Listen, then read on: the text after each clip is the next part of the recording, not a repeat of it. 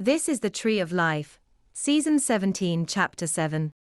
In this episode, we will be talking about the temporal and physical coordinates of these transitionary periods within conventionality, and the implications of substitution events.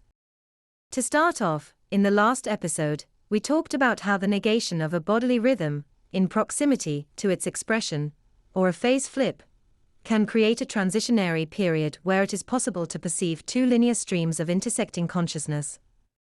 These transitionary periods represent temporal coordinates where substitution events occur. These substitution events involve opportunities for a self-conscious subject to be translocated from one vessel to another by virtue of the dominance of the digital stream over the analog stream. Again, the perception of both linear streams occurs because the negation of the bodily rhythm prior to expression, or a phase flip, creates sudden abundance of analog structures, which can likewise exist in parallel arrangements to digital structures which formed in both digital streams during the transitionary period. Since self-consciousness is captured with respect to a particular impulse in these distinct digital structures, they can orient the external objects of consciousness around the self-consciousness of the self-conscious subject. By doing so, the exclusive word associations determine what is observed in the environment as opposed to the physical sensations themselves. Now, conventionality in most cases determines the temporal coordinates of these substitution events.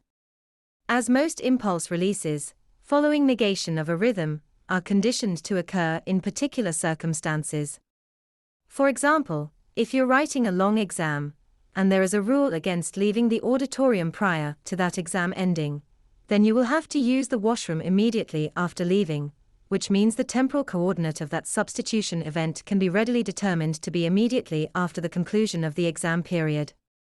Thus, because most substitution events occur in obvious and readily ascertainable temporal coordinates, these substitution events can be readily utilized to produce active utilization of a given vessel by a designated self-conscious subject. Thus, the readily available information about these temporal coordinates can permit the active transmission of self-conscious subjects through designated vessels on a predictable pattern.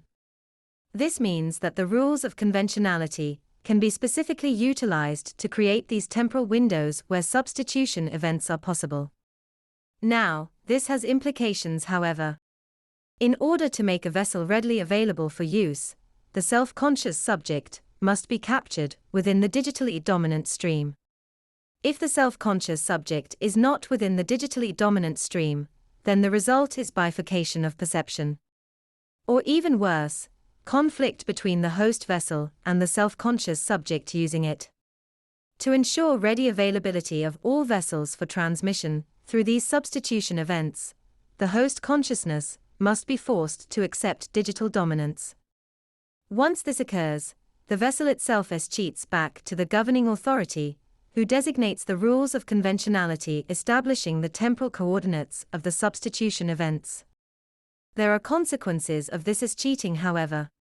First, the host consciousness loses the exclusive use and enjoyment of their vessel.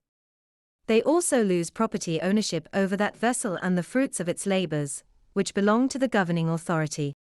That's the end of the podcast for today.